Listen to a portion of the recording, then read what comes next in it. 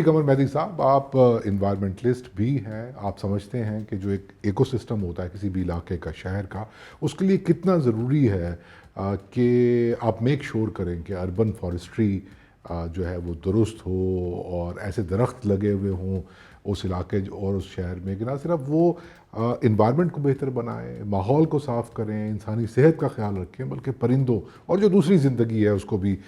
اور ظاہر سی بات ہے کہ جب ہم بات کرتے ہیں اس قسم کی اربن فارسٹری کی، تو کسی بھی شہر میں پائے جانے والے جو باغات ہیں وہ بہت زیادہ اہمیت کے حامل ہو جاتے ہیں۔ اور ہم تو بیٹھے بھی اس شہر میں ہیں، شہر لاہور میں، کہ جس کو کہا جاتا تھا کہ یہ باغوں کا شہر ہے۔ لیکن آہستہ آہستہ اس کے جو باغات ہیں وہ کم ہوتے چلے گئے، اور جو سب سے بڑا اس کا اہم تاریخی باغ ہے، لارنس گارڈن کی میں بات کر رہا ہوں، اس حوالے سے میں آج آپ سے بات کروں گا۔ اور خاص طور پہ یہ جو ایک نئی ڈیولپمنٹ ہوئی ہے، جس کو کسی طور پر بھی مثبت ڈیولپمنٹ نہیں کہا جا سکتا، کہ وہاں پر لارنس گارڈن کے اندر کھیلوں کا اہتمام کیا جا رہا ہے، کوئی اسکیپ گوٹ کے لیے زمین جو ہے وہ وقف کی جا رہی ہے۔ یہ ساری گفتگو ہوگی، لیکن میرا خیال ہے کہ سٹارٹ میں آپ ذرا ہمیں یہ بتائیں کہ لارنس گارڈن کی ہسٹری کیا ہے، اور باغات کے شہر میں بہت سارے جو اور باغات تھے، اس کو کیسے ایک اسپیشل حیثیت حاصل ہے؟ دیکھیں، لاہور کو باغوں کا شہر کہا جاتا تھا، اور لیکن لوگ شاید اس سے پوری طرح واقف نہیں ہیں کہ وہ تمام باغات جو تھے وہ عام کامن آدمی کے لیے، عام آدمی کے لیے ان کے دروازے نہیں کھلا کرتے تھے، اور وہ امراء کی، اس وقت کے مقتدر لوگوں کی، یا کچھ مقتدر لوگوں کے مقبروں کے باغات تھے، اور وہی لوگوں کی ایکسیس میں ہوتے تھے جو اس سرکل کے ہوتے تھے۔ عام آدمی ان باغات میں نہیں جا سکتا تھا۔ تو لارنس گارڈن کی جو ہسٹورک ویلیو ہے وہ یہ ہے میری نظر میں کہ یہ وہ پہلا باغ تھا لاہور کا، سٹی آف گارڈنز کا پہلا گارڈن تھا جو عام آدمی کے لیے اوپن تھا۔ اور جیسے جیسے وقت گزرتا گیا، جب یہ باغ بنا تھا تو 177 ایکڑ اراضی کے اوپر یہ باغ تھا، اور پھر کچھ عرصے کے بعد جو انگریزوں اور سکھوں کی لڑائی کے دوران بادامی باغ جو تھا وہ جو تباہ ہو چکا تھا، اس کی کچھ زمین جو تھی وہ بیچ کے باغ کی انتظامیہ نے وہ باغ کی زمین بیچ کے بھی کچھ زمین خرید کے باغ میں شامل کی، اور یہ وہ حصہ ہے جو چڑیا گھر کے ساتھ لگتا ہے، جہاں ایک مزار بھی درمیان میں موجود ہے، جو ہسٹوریکلی، جیسے کہ میں 1983 سے باغ کا ریگولر وزٹر ہوں، اور میں نے وہاں پہ اس بہت ہی چھوٹی سی، کوئی کبھی بڑی قابل ذکر ایکٹیویٹی وہاں نہیں دیکھی، بہت چھوٹا سا مزار تھا جو اب کافی پھیل گیا ہے، اور اب وہاں ہفتہ وار قوالی بھی ہونے لگی ہے، اور اس کی وجہ سے جیسے ہی لوگ وہاں پہ آتے ہیں، اور بہت سارے جو ہم گند پھیلانے کی ہماری بحیثیت قوم جو عادت ہے، پان کی پیکیں اور سگریٹ کے ٹکڑے اور اس طرح کی ساری جو غلاظت ہے، وہ ہم مزار کے ارد گرد دیکھ سکتے ہیں۔ بالکل مزار کے برابر میں ایک ایسا سائکس پام کا ایک ایسا اسپیسیمن موجود تھا، یہ بہت ہی سلو گروئنگ پلانٹ ہے، یہ ہمارا انڈیجنس نہیں ہے، انگریز نے اس کو ایگزوٹک کے طور پہ ہی لگایا تھا۔ وہ ایک بڑے اسٹرکچر کی صورت اختیار کر گیا تھا، کیونکہ اس میں سے جو اس کے آف شوٹس نکلتے تھے وہ نئے پودے میں کنورٹ ہو جاتے تھے، تو وہ کئی پودوں کا مجموعے کے طور پہ وہاں پہ موجود تھا۔ پھر جب یہ باغ میں قوالی ہونے لگی اور یہ تباہ ہونے لگا اور اس کی صحت ٹھیک نہ رہی، اور کچھ ہمیں ٹھیکوں کی بھی ضرورت ہوتی ہے اپنے کام کو چلانے کے لیے، تو ایک اس کے گرد جنگلہ لگا دیا گیا۔ اب وہ جنگلے کے باوجود وہ کوڑے کا ڈھیر ہے، پہلے تو اس کا کوڑا بہت آسانی سے صاف کیا جا سکتا تھا، اب وہ کوڑا جنگلے سے صاف کرنا بھی مشکل ہے۔ تو یہ تو ایک چھوٹی سی بات ہے۔ تو یہ 177 ایکڑ کا باغ تھا۔ پھر کچھ عرصے میں بعد جب انگریز نے چڑیا گھر بنانا چاہا تو انہوں نے لارنس گارڈن سے کچھ زمین لے کے اس کے اوپر چڑیا گھر بنایا۔ پھر اس کے ساتھ ایک اور آفس ہے جو پہلے تو پتہ نہیں فری میسن ہال کہلاتا تھا یا کچھ اور بھی اس کے نام تھے، لیکن اب وہاں پہ ایک یعنی چیف منسٹر کا دفتر ہے۔ تو کچھ عرصہ پہلے جب پرویز الہی صاحب چیف منسٹر تھے اور مشرف صاحب کے انڈر سارا ملک تھا، تو انہوں نے جو دیوار باغ جناح کی ساتھ لگتی تھی ان کے سیکریٹریٹ کی، اس کو گرایا اور دوبارہ بناتے ہوئے معصومیت کے ساتھ کوئی 8-10 کنال جو ہے وہ زمین انہوں نے چیف منسٹر سیکریٹریٹ کے اندر لے لی. تو اس طرح باغ کے ساتھ جو ہے وہ بہت زیادہ انکروچمنٹس جو ہیں وہ ہوتی رہیں، اور اب غالباً وہ 138 یا 140 ایکڑ رہ گیا ہے. 140 ایکڑ بھی بہت غنیمت ہے. پھر یہ ہوا کہ کچھ ایسے لوگوں کو سپرنٹینڈنٹ بنایا گیا جو اپنے آپ کو غریب نہیں رکھنا چاہتے تھے. تو باوجود اس کے کہ اس میں بہت زیادہ سڑکیں موجود تھیں، اور وہاں لوگ پچھلے 1860 کے بعد سے آج تک لوگ وہاں پہ واک کرتے ہیں، اور کچھ لوگ ساری زندگی اپنی اس باغ کے ساتھ منسلک رہے. اور وہاں کچھ مالی بھی ایسے ہیں جن کی تیسری نسل جو ہے وہ اس وقت کام کر رہی ہے. یعنی اس باغ میں صرف باغ ہسٹورک نہیں ہے، اس میں کام کرنے والے مالی اور ان کی ایبلٹی بلا شبہ وہ کسی بھی باغ کے مالیوں سے بہت بہتر ہے. اور اسی وجہ سے وہ باغ اب تک جو ہے وہ اپنی جس بھی حالت میں موجود ہے وہ کہ بہت ڈیٹوریٹ ہو چکا، وہ ان مالیوں کا مرہون منت ہے. اس کے علاوہ اگر آپ دیکھیں تو یہاں پہ باغ میں کچھ چیزیں ایسی تھیں، جیسے کہتے ہیں کہ وہ شاید بر صغیر کا پہلا ٹینس کورٹ تھا. اگر بر صغیر کا نہیں تو موجودہ پاکستان کا تو سب سے پہلا ٹینس کورٹ وہ تھا، جو لارنس ہال جس کو اب ہم جناح لائبریری کہتے ہیں، اس کی ایک سائڈ کے اوپر وہ ٹینس کورٹ ہوا کرتا تھا، جس پہ پاکستان بننے سے پہلے بھی تھامس کپ جو انٹرنیشنل ایک ایونٹ ہے وہ وہاں ہوتا رہا ہے. پھر ایک وقت آیا کہ جب خالد مقبول صاحب، جنرل خالد مقبول صاحب پنجاب کے گورنر تھے، اور انہیں محسوس ہوا کہ یہ جو ٹینس کورٹ ہے یہ تو وقت جگہ ضائع کر رہا ہے. انہوں نے اس ٹینس کورٹ کو برباد کر کے اس جگہ بیسمنٹس بنائیں. یعنی لارنس ہال کے لیفٹ اور رائٹ دونوں پر بیسمنٹس بنائی گئیں جن کی کوئی ضرورت نہیں تھی. لائبریری میں کوئی اضافہ نہیں ہو رہا. لائبریری میں جانے والے لوگ جو ہیں صرف آپ کو وہ ملیں گے جو CSS کی تیاری کر رہے ہوتے ہیں، اور آپ نے اس کے ممبرشپ کو اتنا کمپلیکیٹڈ کیا ہوا ہے کہ زیادہ تر لوگ اس میں جا ہی نہیں پاتے. تو اس کے باوجود آپ نے بلا ضرورت 2 ہال، جو میری نظر میں سوائے کنسٹرکشن کا ایک ٹھیکہ نکالنے کے اور ان کی کوئی ریزن نہیں تھی. تو باغ کے ساتھ اس طرح کی جو گھٹنائیں ہیں وہ بہت گھٹتی رہی ہیں. اچھا، میں سمجھنا آپ سے یہ چاہ رہا تھا کہ جو لارنس گارڈن ہے انگریزوں کے جانے کے بعد یہ ایگریکلچر ڈپارٹمنٹ کے زیر انتظام آ گیا، اور پھر میرا خیال ہے کہ اس کو پنجاب ہارٹیکلچر اتھارٹی کے انڈر بھی دے دیا گیا.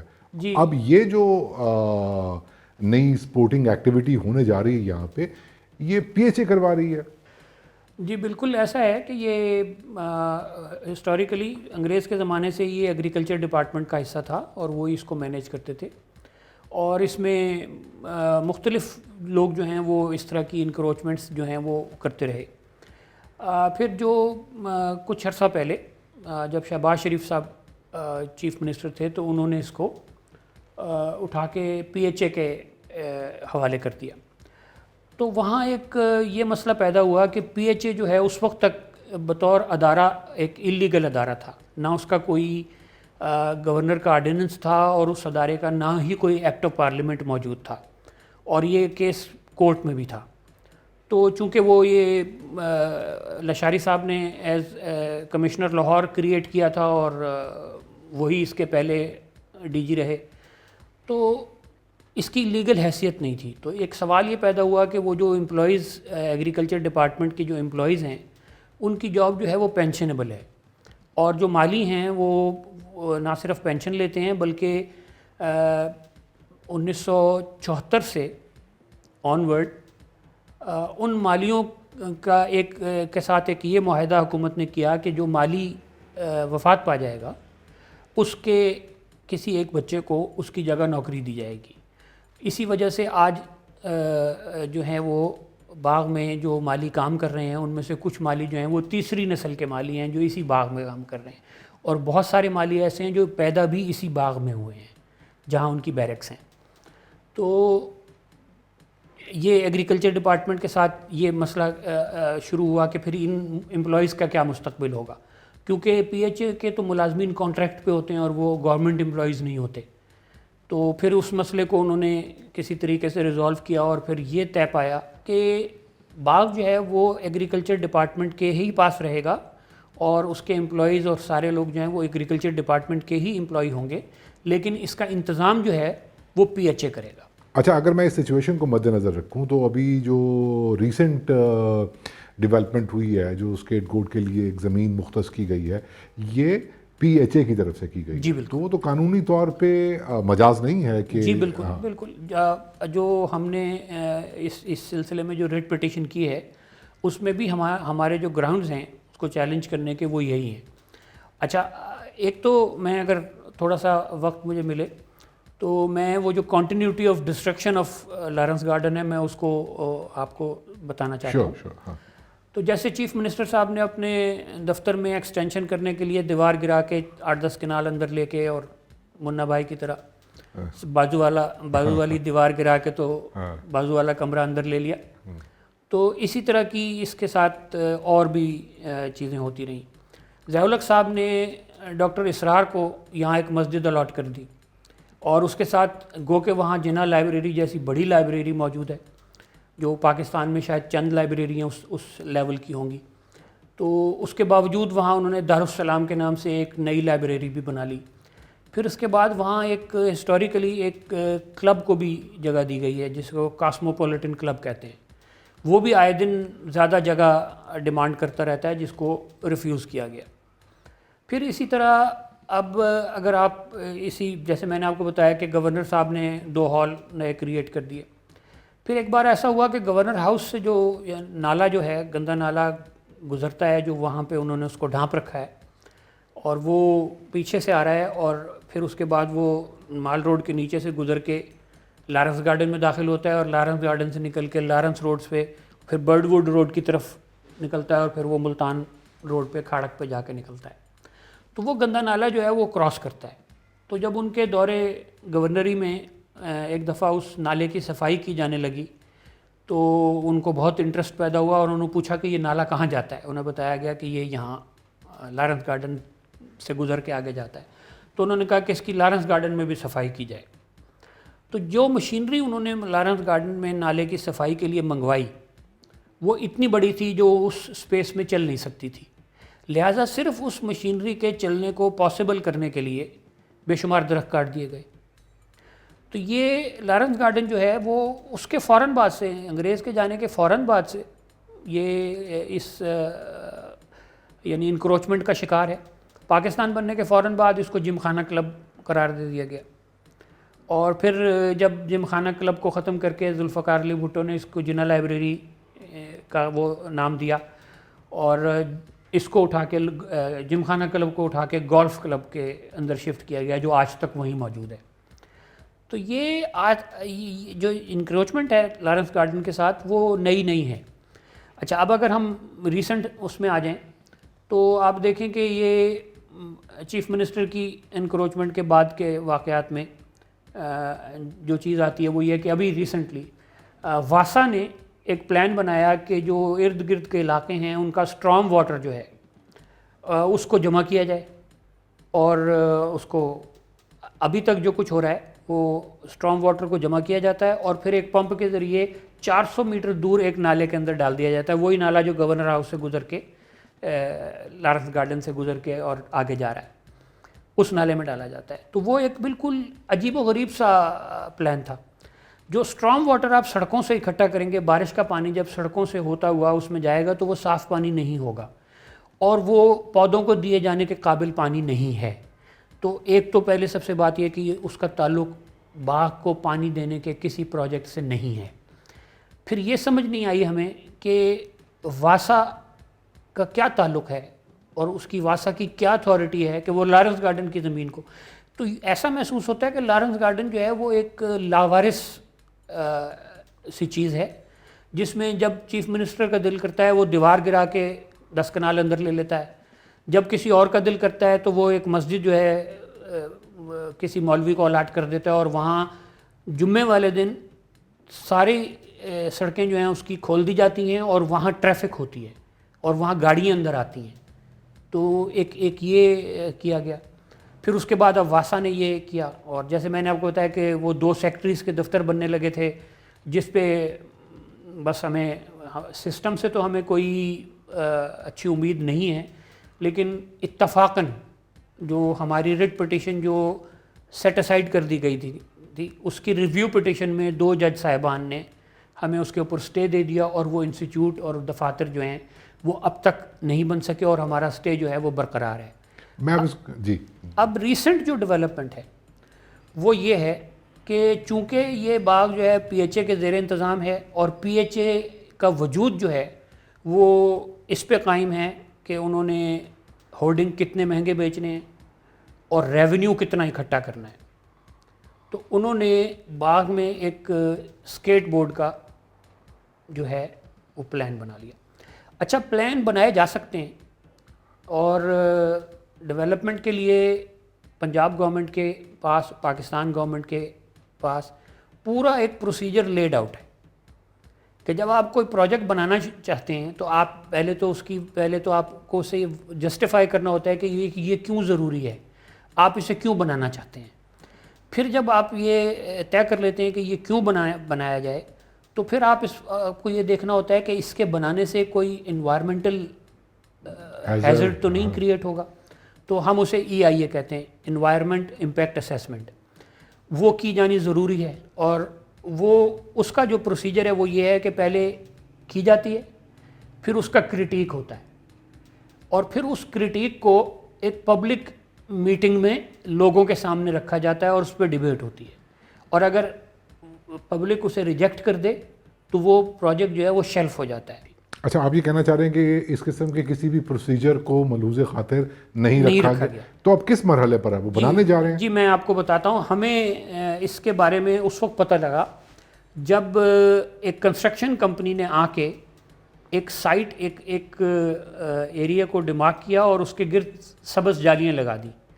جب ہم نے اس کا سارا وہ ڈاکومنٹس نکالنے کی کوشش کی تو ہمیں پتہ لگا کہ یہ صرف 26 جنوری کو یہ پروجیکٹ کی پہلی دستاویز جو تھی وہ جاری ہوئی, اور اس سے پہلے نہ باغ میں کسی کو معلوم تھا اور نہ ویسے کسی کے کانو کان خبر تھی. اور یہ 28 یا 30 تاریخ کو کنسٹرکشن کمپنی وہاں آ گئی, جس کو ہم نے 1 فروری کو کورٹ میں چیلنج کیا ہے. تو ابھی وہ کنسٹرکشن رکی ہوئی ہے؟ ابھی کنسٹرکشن تو نہیں رکی ہوئی, وہ تو کام تو انہوں نے شروع کیا ہوا ہے. تو اب یہ طے ہوگا کہ ہماری جب پٹیشن سنی جائے گی تو وہ اس میں ہمیں عدالت جو ہے وہ سٹے دیتی ہے, اور ان کو جو رولز کے مطابق کسی بھی کانٹریکٹ کو, کسی بھی پروجیکٹ کو چلانے کے جو رولز ہیں ان کو فالو کرنے کی, کیونکہ یہ معاملہ یہاں رکے گا تو نہیں. جب یہاں پہ یہ جگہ بنے گی تو ساتھ میں اس کی پوری اکانومی بھی سیٹ ہوگی. جی بالکل, لوگ آئیں گے, جی بالکل, پارکنگ بنے گی, دکانیں بنے گی. پی ایچ اے کبھی کوئی وہ والا کام کنسیو ہی نہیں کرتا جس کے اندر سے وہ کوئی موٹی ملائی نہ نکال سکے.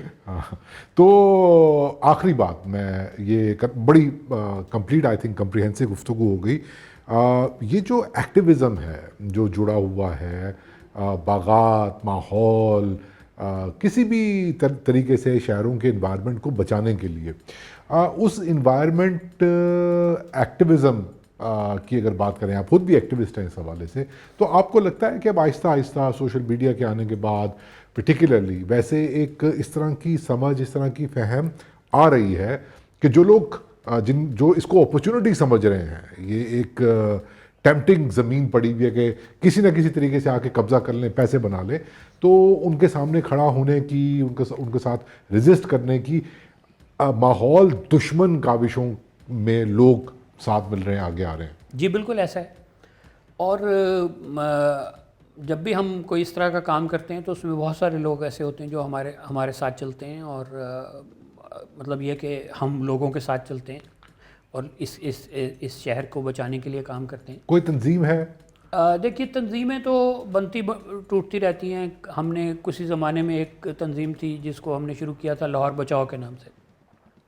وہ بھی اپنے طور پہ کچھ نہ کچھ کام کرتی ہے, لیکن جو ہمارا باغ ہے اس کو بچانے کے لیے پرٹیکولرلی کسی نے کوئی کام نہیں کیا ابھی تک. نہ لاہور بچاؤ اس کے اندر آتی ہے, اور بلکہ یہ کہ وہ جو بریفنگز دی جاتی ہیں بیوروکریسی کی طرف سے, ہمیں بہت سارے اپنے دوست جو ہیں وہ اس کو فیور کرتے ہوئے نظر آتے ہیں. بالکل جی. اب جی میں آپ کو ایک اس میں چھوٹی سی اور ایک بات بتا دیتا ہوں. میں آپ سے وہ تصویر بھی شیئر کر لوں گا جو آپ اپنے اس میں ویڈیو میں شامل کر سکتے ہیں. سیٹلائٹ امیجری جو ہے وہ ایک ایسا گفٹ ہے, سب پتہ لگ جاتا ہے, جس سے آپ کو سب پتہ لگ جاتا ہے. میرے پاس ایک تصویر ہے جس میں تین تصویریں ہیں, جس میں 2007 میں ایک تصویر سیٹلائٹ امیج ہے لاہور کا, پھر 2010 میں اسی فریم میں ایک امیج ہے, اور پھر 2015 میں ہے. اور چونکہ وہ جو سیٹلائٹ امیج لیتا ہے وہ اس میں سے کسی بھی چیز کی میپنگ بھی کر سکتا ہے. تو اس میں ہمیں پتہ یہ چلا کہ لاہور 2007 سے لے کے 2015 تک اپنے 75% گرینری سے محروم ہو گیا. اچھا, جب میں نے پہلی دفعہ یہ دیکھی تو مجھے لگا کہ یہ تو بہت ایگزیجریشن ہے, 75% گرینری وہ کیسے ختم ہو سکتی ہے, لیکن وہ تصویر میں نظر آ رہی تھی. پھر میں نے بیٹھ کے غور کیا, ہماری ملتان روڈ ایک ڈیولپمنٹ پروجیکٹ کی بھینٹ چڑھ چکی ہے, جس کے اوپر جو تین درختوں کی لیفٹ رائٹ اینڈ سینٹر وہ ختم ہو چکی ہیں. یعنی آپ اسے ٹوکر نیاز بیگ سے لے کے اور شادرہ تک چلے جائیں وہ ختم ہو چکی ہے. اسی طرح کے ایک ڈیولپمنٹ جائنٹ کی نے فیروز پور روڈ کو اریز کر دیا ہے. فیروز پور روڈ سے پہ تمام درخت جو ہیں وہ اریز ہو چکے ہیں. اور ہمارا ڈیولپمنٹ کا ماڈل یہ ہے کہ ہم سڑکیں جو ہیں کنکریٹ جو ہے وہ لوگوں کی کہ ڈور سٹیپ تک لے آئے ہیں, ان کے پاس اپنے گھر سے نکلتے ہی وہ ایک بڑی بس کو فیس کر سکتے ہیں. تو یہ اربن پلاننگ کا ہمارا حال ہے. اسی طرح جیل روڈ جو ہے وہ ایک بہت پرانی اور وہ روڈ تھی, اور یہ جیل روڈ تو بہت سب سے پہلے جو برباد کی گئی تھی وہ جیل روڈ تھی. اور جیل روڈ مزنگ سے لے کے پرانے ایئرپورٹ تک تمام درخت ختم ہو چکے ہیں. تو جب آپ اس طرح دیکھتے ہیں کہ 28-30 کلومیٹر کا وایا جو ہے فیروز پور روڈ پہ, اور اسی طرح 30-35 کلومیٹر کا وایا جو ہے وہ ملتان روڈ پہ, اور پھر پوری جیل روڈ اگر برباد کر دی جائے تو اب آسانی سے ہم یہ دیکھ سکتے ہیں کہ درخت ہیں کہاں. ہم یہ دیکھنا بہت مشکل ہے کہ درخت کہاں سے کاٹے گئے, یہ دیکھنا آسان ہے کہ باقی کہاں رہ گئے. تو سوائے لارنس گارڈن, مال روڈ اور کینٹ میں توفیل روڈ کے علاوہ آپ کو درخت کہیں نہیں ملے. اگر میں اس کو کنکلوڈ کروں اس بات کو, اور جو لوگ آپ کی یہ گفتگو سن رہے ہیں ان کو بھی یہ ریئلائز کرنا چاہیے کہ 75% درختوں کا خاتمہ یہ نہیں کہ وہ کٹ گئے اور بات ختم ہو گئی, اس کا نتیجہ یہ نکلا ہے کہ انوائرمنٹ تباہ ہو گئی ہے, اسموگ ہے, جی اسموگ ہے, پولوشن ہے, جی اب دنیا کا آلودہ ترین شہر جی لاہور ہے. دیکھیے ابھی کچھ عرصہ پہلے تک دہلی کو ایشیا کا سب سے آلودہ شہر قرار دیا جاتا تھا. دہلی لاہور سے کئی گنا بڑا شہر ہے, اور اسی طرح کراچی جو ہے وہ لاہور سے بہت بڑا ہے. تو اس کے بعد کراچی کا نمبر آتا تھا, پھر لاہور کہیں تیسرے چوتھے پانچویں نمبر پہ آتا تھا کیونکہ یہ باغوں کا شہر تھا. لیکن اب اس وقت جو سچویشن ہے وہ یہ ہے کہ دلی جو ہے وہ 5ویں-6 نمبر پہ آتا ہے, لاہور پہلے نمبر پہ آتا ہے. تو یہ بہت ہی سوچنے کی بات ہے عوام کے لیے بھی, جو مقتدر حلقے ہیں ان کے لیے بھی, اور جو بھی پلاننگ کرنے والے ہیں کہ اگر ہم چاہتے ہیں کہ جو ہماری آنے والی نسلیں ہیں وہ اتنے برے ماحول میں سانس نہ لیں, مختلف بیماریوں کا شکار نہ بنیں, تو میرا خیال ہے کہ ہمیں بہت سنجیدگی کے ساتھ اپنا رویہ تبدیل کرنا ہوگا درخت لگانے کی طرف اور انہیں کاٹنے کی طرف, اور اپنے باغات کو بچانے کی طرف. قمر مہدی صاحب, آپ کو بہت بہت شکریہ.